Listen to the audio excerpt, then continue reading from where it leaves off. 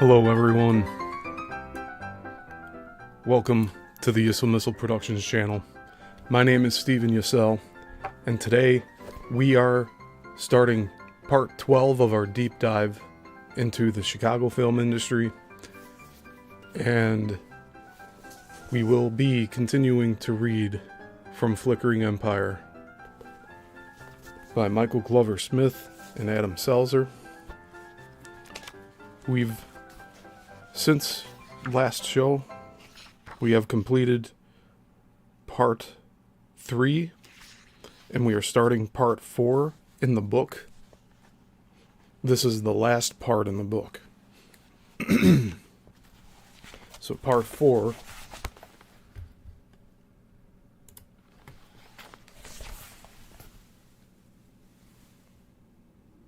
it all came crashing down.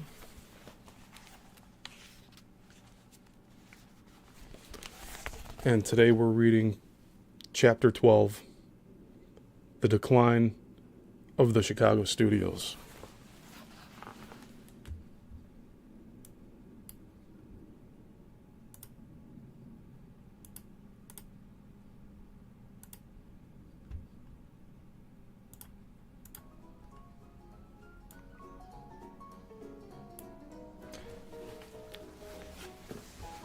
So I'll get this slideshow going. There's a few new pictures in here, not many. I put some from the MPPC and Edison with a group of other people. So let's get started. The decline of the Chicago studios. As of 1915, Chicago technically remained a hub for filmmaking. There were still certain advantages that the Windy City could provide that the lush celluloid pastures of Los Angeles could not, such as the opportunity of capturing urban street shots. In 1915, Mack Sennett of Keystone hired Michael Figliuolo to perform motorcycle stunts in Chicago city streets. Now that guy's last name is spelled Figliulo, so I am pronouncing it fairly correctly here. Figliuolo later remembered filming a scene in which he rode off the roof of a 20-story building downtown. Quote, "They sent me off of the building into a big steel net that suspended from the window a floor below," end quote, he said. He got steady work doing stunts for Sennett in Chicago throughout 1915. The studios there were already in decline, however, and by the time Figliuolo's career was halted by an injury in 1916, there was not much film work left in Chicago. The story of the decline of the major Chicago studios is inextricably tied to that of the decline of the Motion Picture Patents Company. The MPPC first ran into serious trouble in February 1911 when Eastman Kodak, exploiting a loophole in its contract, began selling film stock to unlicensed independent companies. By this time, the independents had started to fight back in earnest against the trust by organizing themselves into something called the Motion Picture Distribution and Sales Company. The building studio heads who ran this outfit, William Fox, Carl Laemmle, and Adolf Zukor, established relationships with independent film exchanges and themselves began producing feature-length films in an attempt to provide an alternative product to trust-sanctioned 1 and 2 reelers. Foreign-produced features had already been around for years. Shortly thereafter, the trust reluctantly changed its policies to allow for the production and distribution of longer-format movies that could compete with these foreign and independent films. William Selig, virtually alone among MPPC members, relished this change. This change of policy established a pattern that still exists to this day. Foreign and independent filmmakers have often defined themselves as alternatives to Hollywood, only to see Hollywood respond by co-opting their alternative strategies. The next blow to the trust came in August 1912 when the Supreme Court reversed its decision to uphold the Biograph Company's patent on the Latham Film Group. That's spelled Latham, so it may be pronounced Latham. This ruling meant that the independents were now free to use cameras and equipment that had previously been available only to members of the MPPC. As a result, the technical quality of independent films immediately improved. D.W. Griffith, sensing which way the wind was blowing, soon left Biograph to form his own independent company, Reliance Majestic Studios, and began producing features almost exclusively. The trust became increasingly embattled as more lawsuits were filed against it, first by William Fox, soon to be the namesake of the Fox Film Corporation, who changed, quote, restraint of trade, end quote, then by the United States Justice Department on the same grounds. Quote, on or about April 1910, end quote, the Justice Department filings read. Quote, defendants set out to monopolize the business of all rental exchanges in the United States, their purpose being to drive out of business all persons so engaged and to absorb to themselves the profits theretofore made therein, end quote. This suit was filed at the beginning of 1913. By the time the case was decided, once and for all, 5 years later, a sea change had already occurred in the industry that saw virtually all of the MPPC licensed studios go out of business, while the former independents they had tried to squeeze out had established a new order in Hollywood. In hindsight, the fatal flaw of the MPPC's plan to rule the American film industry lay in Thomas Edison's stubborn decision not to allow any newcomers to join the trust after its formation. Edison was short-sighted in not anticipating the long-term resistance that the independents would offer. He believed he could simply keep them shut out indefinitely through subpoenas and lawsuits. In this respect, George Klein was correct to fight Edison over the issue in 1908. Had the MPPC been more generous in the granting of its licenses, it probably could have prolonged its reign for many more years.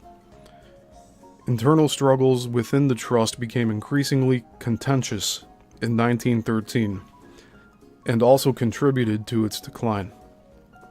The MPPC's escalating legal costs, for instance, had to be split equally among all of its members, even though the vast majority of their profits were going only to Edison and Biograph. As a result, George Spohr and George Klein threatened to sue Edison for damages. In addition to the troubles the trust faced as a result of the lawsuits, they also saw the expiration in 1913 of the last of the patents relating to motion picture cameras and projectors that Edison had filed in the mid-1890s. Going forward, the trust could rely only on revenues generated through the distribution of movies by the General Film Company. Suddenly, membership in the Edison Trust seemed to be more trouble than it was worth. In 1914, the outbreak of World War I caused further damage to the trust. Because the GFC was responsible for importing more European films than its independent rivals, the halt in the flow of European imports meant a sharp decline in business. Conversely, the trust also exported more of its own films to Europe than did the independents, a source of lucrative income that now also sharply declined. This change was significant. In 1913, the number of movies Vitagraph distributed abroad was double the amount it distributed domestically.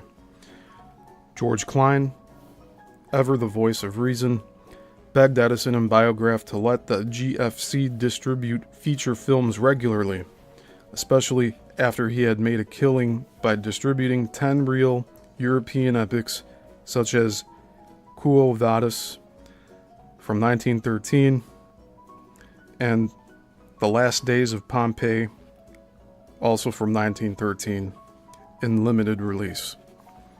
The myopic MPPC brass declined the request by saying that the feature of motion pictures would be, quote, the old regular program with film not longer than 3 reels, end quote. Even more damning than the MPPC's failure to recognize the staying power and widespread appeal of the feature film, however, was its insistence on relying solely upon internal financing while its independent rivals turned to Wall Street. In 1914, Maverick distributor turned producer Adolf Zucker founded Paramount Pictures in Hollywood. He promptly listed it on the New York Stock Exchange. This action would be the beginning of a long financial partnership between Wall Street and the American motion picture industry. The MPPC, as it had in so many other ways, made a poor decision not to open itself up to outside investors. The access to Wall Street funds sent the financial profile of the independents surging ahead of those of Edison and the old guard. The final nail in the coffin came on October 1st, 1915, when a federal court decided that the Motion Picture Patents Company had operated in violation of the Sherman Antitrust Act in going, quote, far beyond what was necessary to protect the use of patents or the monopoly which went with them, end quote. Although the MPPC was not officially terminated for another 3 years, when all of its legal appeals had finally been rejected, its members had by that time long ceased to be major players in the American motion picture industry. Most of Essena's acting talent had left the company in 1915. After inheriting a large sum of money, Gloria Swanson and her mother determined to go on vacation to Manila, with no intention of ever returning to Essene. Swanson gave her notice. When she first arrived in California en route to Manila, Swanson was met by Wallace Beery in Los Angeles, which then primarily consisted of rickety houses with the occasional cow wandering around. When they drove towards the city, she began to see signs that read, quote, for rent, dogs and actors not wanted, end quote. Beery said with a laugh, this is it. This is Hollywood. Look at some of these freaks. No wonder homeowners won't put them up. They'll do anything to attract attention to themselves and get into movies. End quote. Swanson could clearly see that Hollywood was becoming the city of movies. Swanson wrote in her biography, quote, "The men, women, children, and animals all looked absurd. I had never seen such weird costumes. Loud suits, ruffled dresses, fur jackets, cowboy boots, and crazy hats. They're desperate. Everyone wants to get into pictures. When I finish the series of pictures I'm making in Niles, California, I'm coming down here too. It's the place, no question." End quote. So I actually combined two different quotes here. So Swanson was saying how ridiculous everything was looking up to the crazy hats. But Beery is the one that explained they're desperate. Everyone wants to get into pictures. When I finish the series of pictures I'm making in Niles, California, I'm coming down here too. It's the place, no question. End quote. Swanson had intended only to stop briefly in Hollywood, but was snapped up by Keystone at a rate of $100 per week.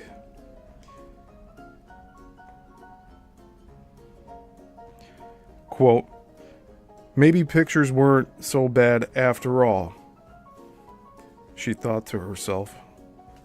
Unquote. Soon, she would be arguably the most famous and well-paid woman in the world. Chicago's time as a prototype Hollywood was clearly coming to a close. Decades later, in 1969, Chicagoan Andrew Sullivan remembered the atmosphere in Uptown. Quote, "We school kids of the neighborhood used to hang around the studio and got to know most of the actors, directors, and cameramen. They would sometimes tell us to come in a gang on a certain day to appear as a bunch of kids in a picture taken in the neighborhood. We would get 50 cents a piece.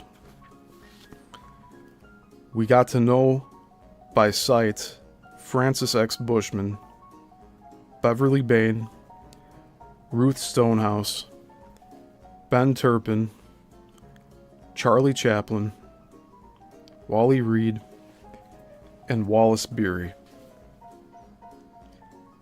They acted in outside scenes and tore around the neighborhood in the low-slung yellow Mercier racing car. Also, we knew George Spohr. He used to hire us boys sometimes to do odd jobs around his home." End quote. Such a friendly Midwestern atmosphere never could have existed then in Los Angeles, which was already referring to itself as, quote, "Studio City," end quote. Chicago, after all, already had an identity. In Hollywood, a whole city could grow up around the nascent industry. Those who talk about why motion picture production moved on from Chicago usually cite the weather and the Edison Trust as primary factors, but another reason may be simply that the industry was outgrowing the confines of an already busy city and needed a place of its own. In the wake of the 1915 court decision to dissolve the MPPC and the migration of acting talent westward, the now floundering Chicago studios employed new strategies in an attempt to resuscitate business. SNA tried its hand at producing animated films, which were then still in their infancy. They hired the St. Louis-born animator Wallace A. Carlson to create animated shorts featuring recurring characters, the most popular of which was the, quote, "Dreamy Dud," end quote, series of 1915 and 1916. So it went for 2 years. These black and white hand-drawn animations were minimalist in style but funny, charming, and inventive as storytelling. A good example is Dreamy Dud, He Resolves Not to Smoke, from 1915, in which the title character, an imaginative little boy, gets into mischief when he steals a pipe, smokes it obsessively, and is whisked away by a spirit that emerges from his smoke rings. This, quote, spirit of smoke, end quote, takes Dud to the moon and leaves him there in order to teach him a lesson. Dud falls off the edge of the moon and then, waking up in his bed to realize that it was all a dream, resolves to never smoke again. By 1917, Wallace Carlson was working for Paramount.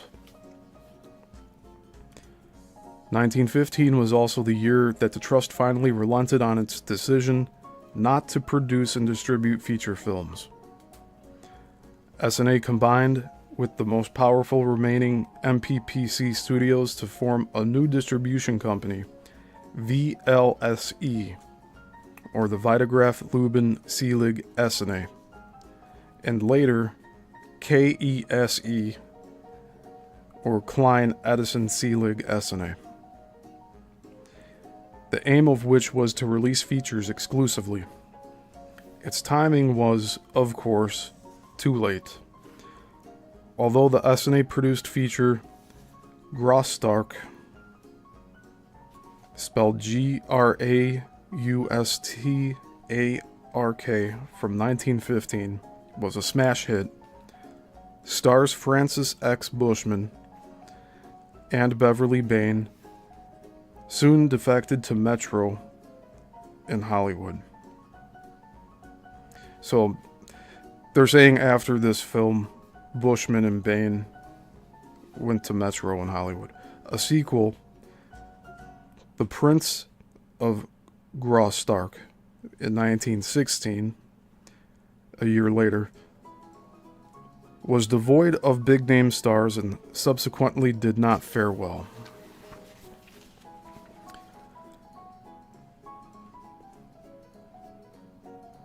You know, since we're talking about that film,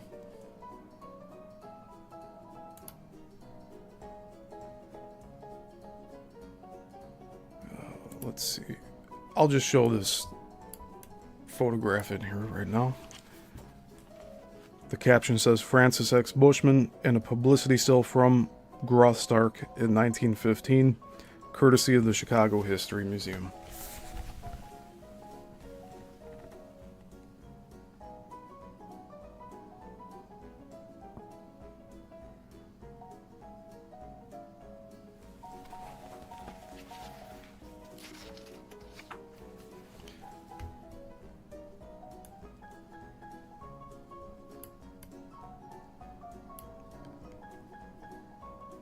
Excellent beyond the box. Good to know this is a better time. Yeah, we can do these mid-afternoon. I'm okay with that. Alright, continuing on. During this time, the relationship between George Spohr and Gilbert Anderson, which had grown increasingly uneasy throughout Charlie Chaplin's S&A tenure of 1915, reached a breaking point.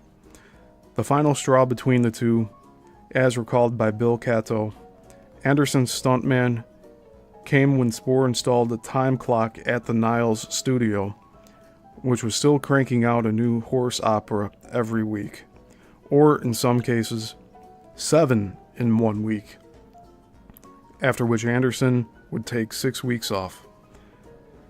Furious, Anderson smashed the time clock with an axe and had it sent back to Spohr. Spohr bought out Anderson's share of S&A in early 1916, which was around the time that the Niles studio was shuttered. The most significant Chicago-shot S&A films of this era were The Raven, an Edgar Allan Poe biopic directed with imaginative flair by Charles Brabin, spelled Brabin, and starring the great Henry B. Walthall, spelt Walthall, and Sherlock Holmes, a 7-reel feature directed by Arthur Berthelot, spelled Berthelet.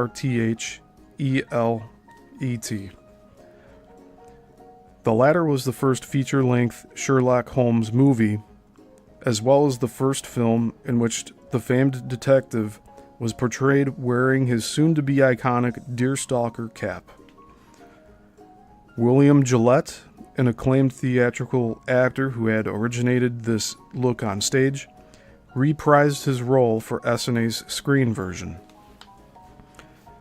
Gillette had originally worked with Arthur Conan Doyle on a theatrical script about Holmes in 1899 and had spent the previous decade and a half traveling the world starring in it. In her Chicago Daily Tribune review, Kitty Kelly wrote, quote, "It is a production to which Essanay may point with pride and may file away in the strong box for future and again future revival." End quote. Unfortunately, the Essanay, quote, strong box, end quote, was almost not strong enough. Sherlock Holmes was lost for almost a century until it turned up at the Cinematheque Française in 2014. It was fairly recently. Hey Jason H., I see you there. Thanks for being here. So there's a footnote to this recovery of the Sherlock Holmes film. It says, at the time this book went to press, this Flickering Empire book, Sherlock Holmes was undergoing a digital restoration through the joint efforts of the Cinematheque Française and the San Francisco Silent Film Festival, with theatrical re-premieres planned for both France and the United States in 2015. So it's probably already out there. That's pretty cool. And continuing on, The Raven, on the other hand, has always been in circulation and has always been one of the easiest Essanay films to see. The Raven begins with an exceptionally bizarre prologue that traces Edgar Allan Poe's ancestors all the way back to Ireland in the 18th century. This scene has absolutely nothing to do with the story that will follow, but it does introduce some interesting trivia, such as the fact that Poe's biological parents were theater actors. Brabham then shows a still photograph of the actual Poe, which dissolves into a close-up of lead actor Henry B. Walthall. And you know, that's actually how I would prefer biograph pictures to start off with. You see the real person, and then a fade into the actor portraying them, so that you know what you're looking at. And you get the idea. I've seen this happen at the end of films a lot of the time. But I think this would be the right way to go about it, presentation-wise. The moment is startlingly effective because Walthall beats a striking resemblance to Poe.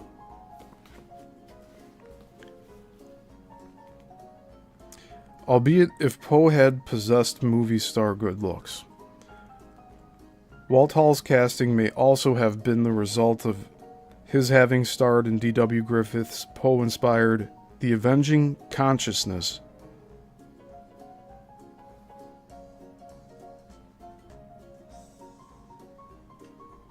Or no, the Avenging Conscience a year earlier.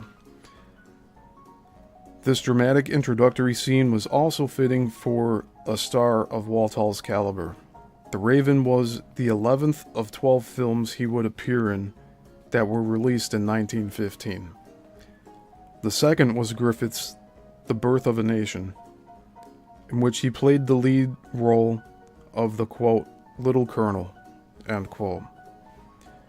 The Raven's narrative proper begins with Poe as a young man living in Virginia as the adopted son of a wealthy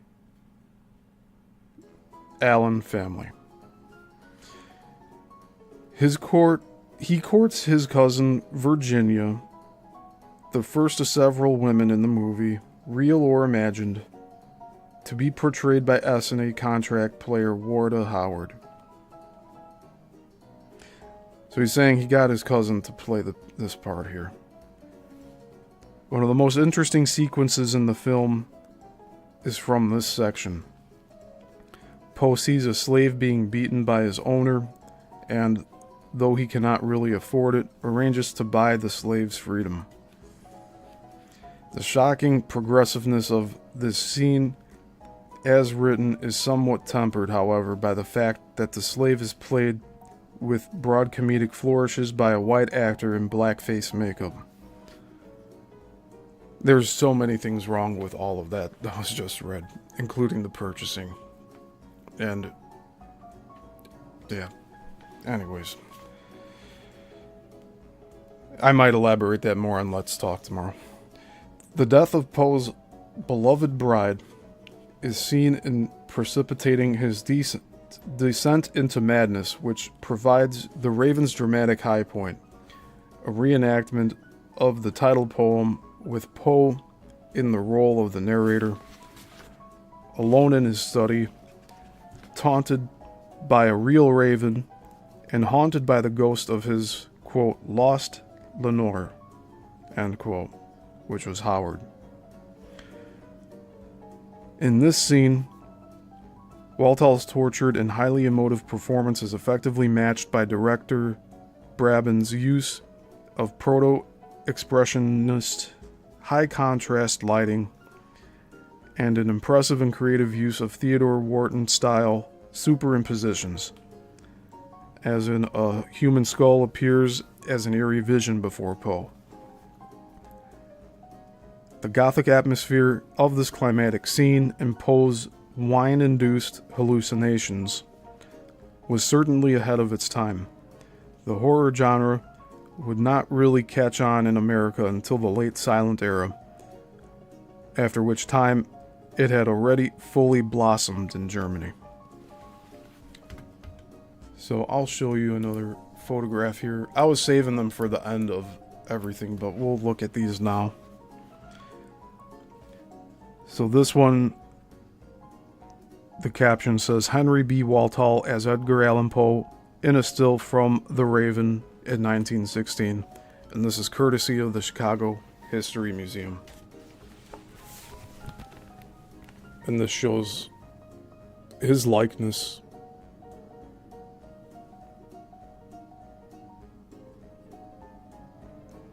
I think it's passable.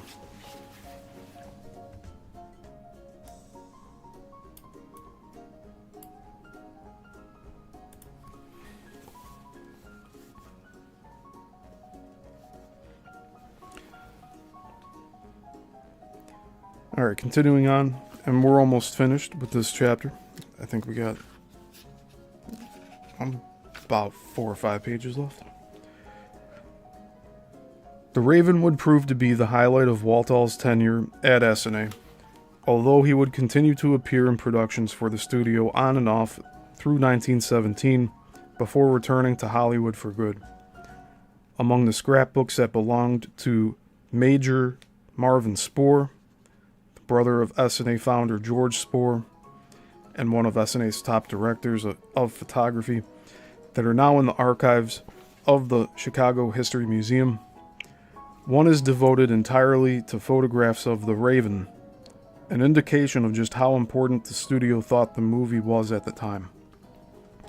Charles Brabin would go on to a fairly distinguished Hollywood career, directing, among many other films, the Boris Karloff vehicle The Mask of Fu Manchu in 1932. He may be best known today, however, for being the answer to a trivia question. He was also the husband of notorious stage and screen star Theta Bara. Their long and unusual for Hollywood successful marriage lasted from 1921 until her death in 1955. George Spore's final big gamble as a studio boss was to sign a contract with French comedian Max Linder in 1916. Linder had starred and directed a series of hits for Pathé, and Spore felt that he could turn Linder into the, quote, next Charlie Chaplin, end quote. Spore paid Linder $260,000 for a one-year contract. Unfortunately, the American Linder films were mostly poorly received, critically and commercially, though some critics and historians have since positively reappraised them. This failure was probably just as well for Linder, who, like Chaplin, despised the Chicago weather and returned to France in 1917. Here's another footnote.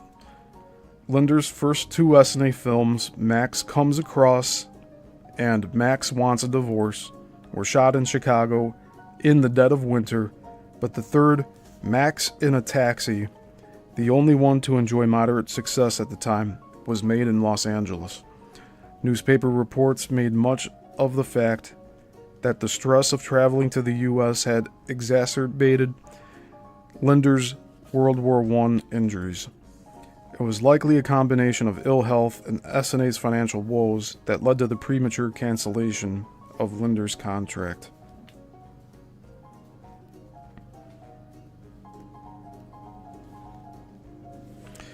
In one of Essanay's last official acts, a desperate Spore unsuccessfully attempted to sue Charlie Chaplin for breach of contract.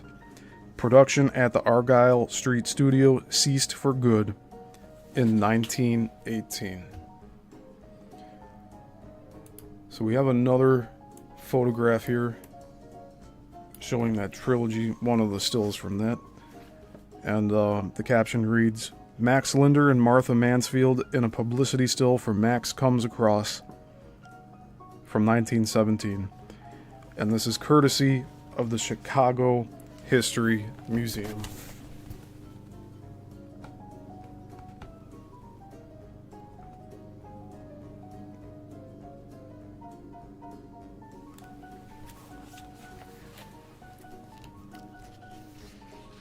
Alright.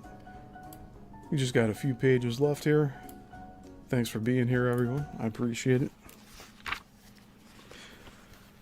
Selig Polyscope, meanwhile, had responded to the MPPC crisis by again turning its focus to the newsreel format, because the novelization of The Adventures of Kathleen had been successful for both parties involved. William Selig formed a partnership with the Chicago Daily Tribune to produce a new weekly newsreel in 1916. The Colonel called this new endeavor the Selig Tribune and advertised it as, quote, the world's greatest news film, end quote, a riff on the Daily Tribune's motto of, quote, the world's greatest newspaper, end quote. Selig granted an interview with the Moving Picture World to coincide with the newsreel's launch. He claimed disingenuously that he had several ties with William Randolph Hearst because he thought the public was demanding something, quote, interesting, end quote, and, quote, different, end quote, implying that these were qualities that Hearst was lacking, but that the Selig Tribune would now be able to provide. Selig said, quote, in my opinion, the Selig Tribune will meet a want long felt by distributors of motion pictures. These exhibitors desire a news film that is strictly up-to-date, interesting, and entertaining. The patrons of the various motion picture theaters have felt there was something lacking in the news pictorial films that have not hesitated so to express themselves not only to the exhibitors of motion pictures, but to the film manufacturers. It has been my ambition to supply that something.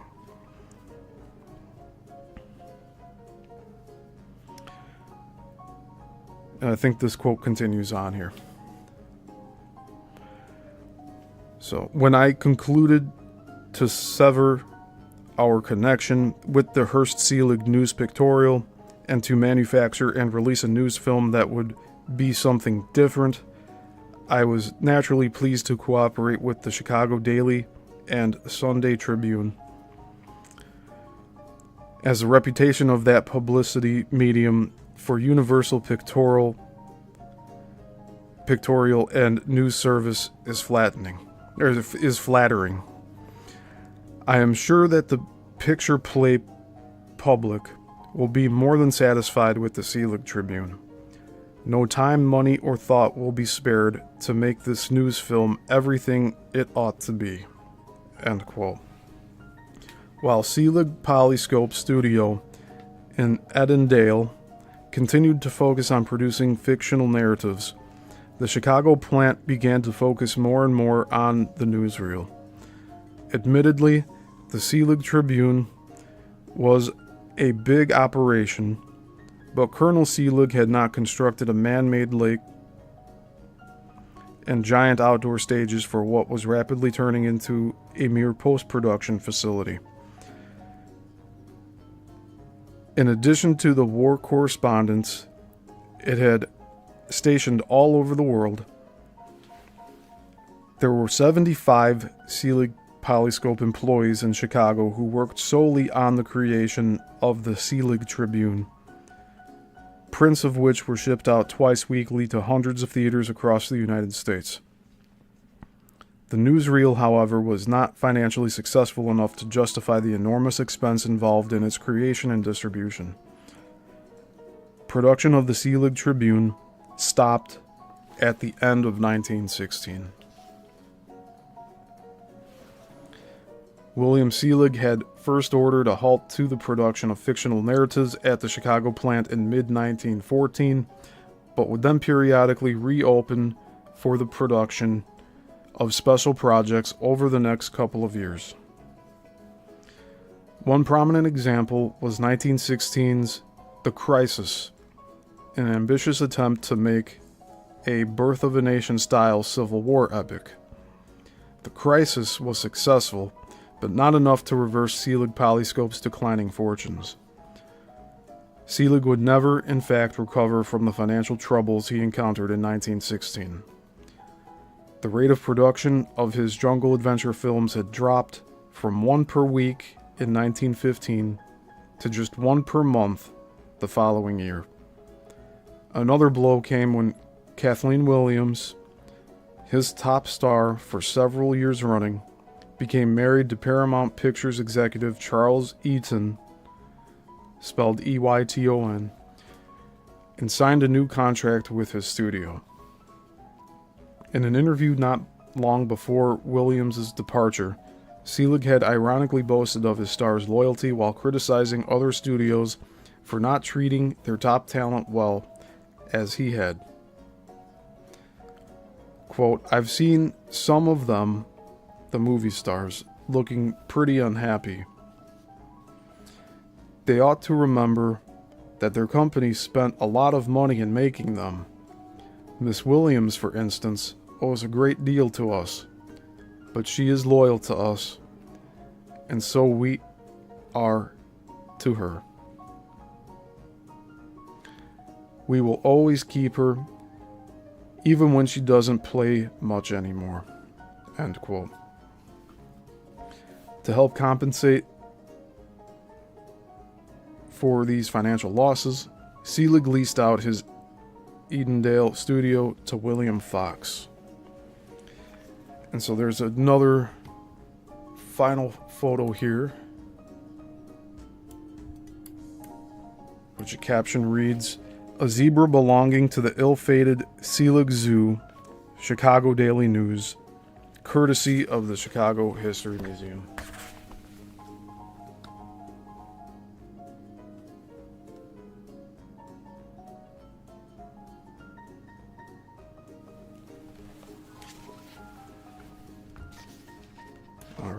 on the last page and a half here.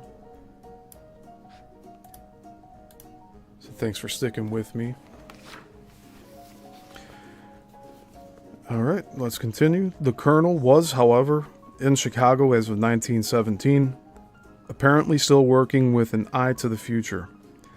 In that year, newspapers carried a photograph of him kissing one of 4 chimpanzees he owned at the Lincoln Park Zoo, where the chimps, Mike, Mary, Betty, and Bill, were being trained for a career in movies. Mary had learned to smoke cigarettes, unlock locks, and, quote, expectorate like a coal heaver, end quote. Even so, when their training was complete, the chimps were ultimately sent to California to launch their acting careers. The most press Selig seems to have received at the time was not for a movie at all, but for a bizarre publicity stunt. He sued Chicago millionaire George Fabyan, spelled Fabyan, on the grounds that Fabian's claims that Francis Bacon had written William Shakespeare's plays would hurt the ticket sales of future Selig Shakespeare adaptations. That's weird. Yeah, why would Francis Bacon claim that he wrote William Shakespeare's plays? Yeah. Even Selig's friends at the Daily Tribune could barely disguise their mirth at the disingenuous nature of this stunt. They pointed out that Fabian and Selig were friends and that some experts had estimated Selig would receive, quote, 10 million columns of free advertising, end quote, as a result of the suit. Like SNA, Selig stopped production altogether in 1918.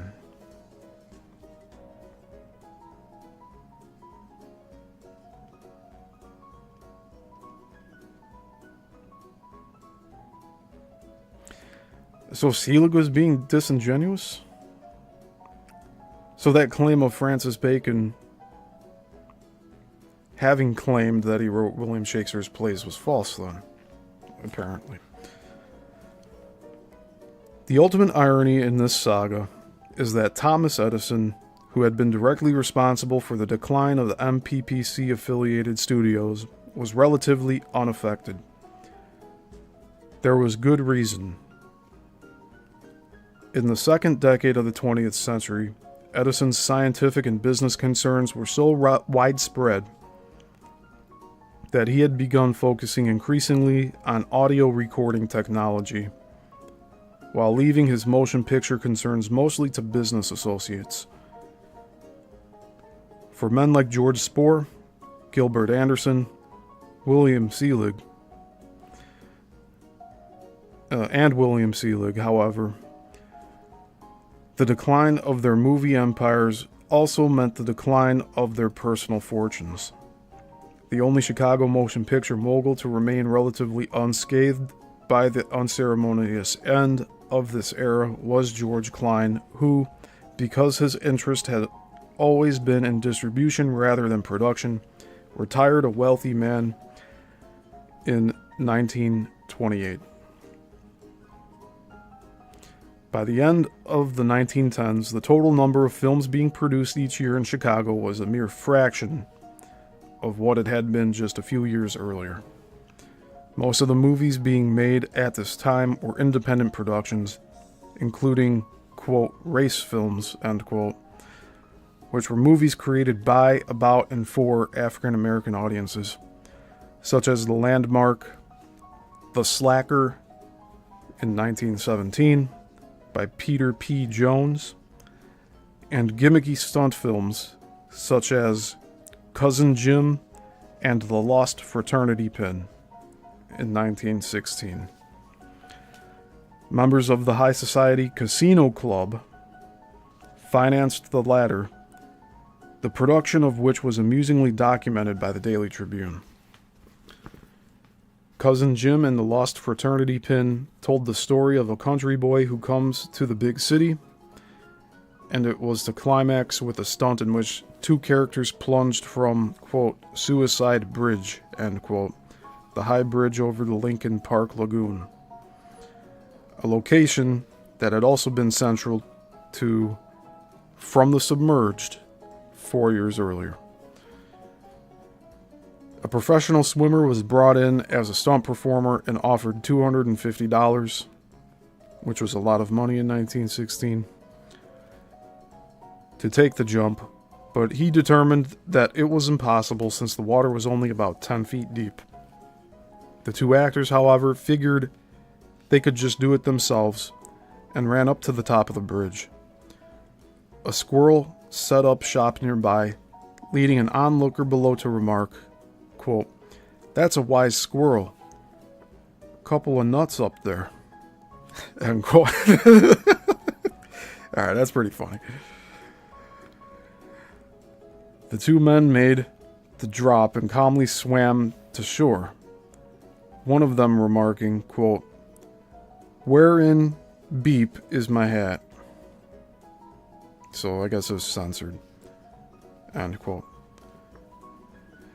The fact that the local media covered such a story so comprehensively in 1916, when SN8 and Selig Polyscope were still ostensibly in operation, was one more indication that the true golden age of film production in Chicago had come to an end. And that is the end of Chapter 12.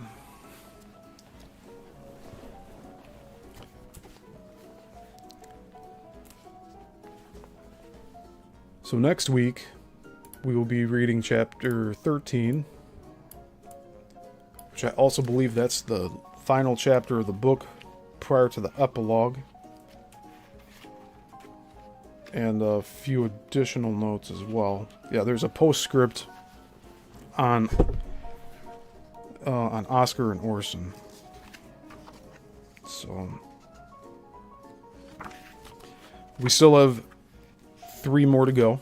So we got 3 more shows in this deep dive, and then we are complete and finished. But next week will be Chapter 13.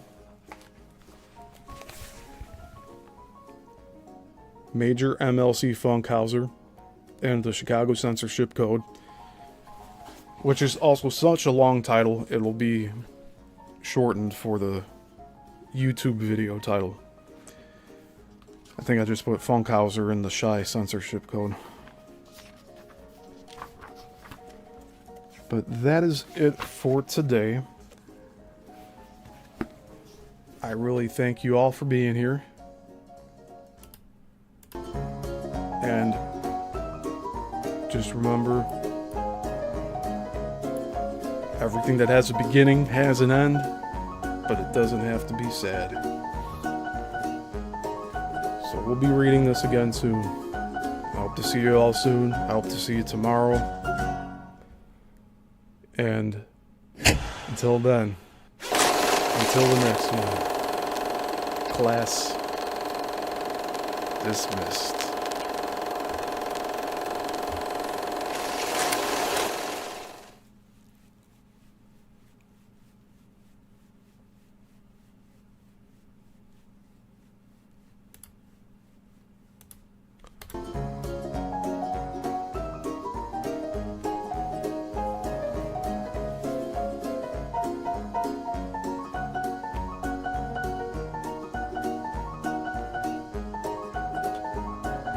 I'm gonna get this right. I'm gonna get this right. See ya.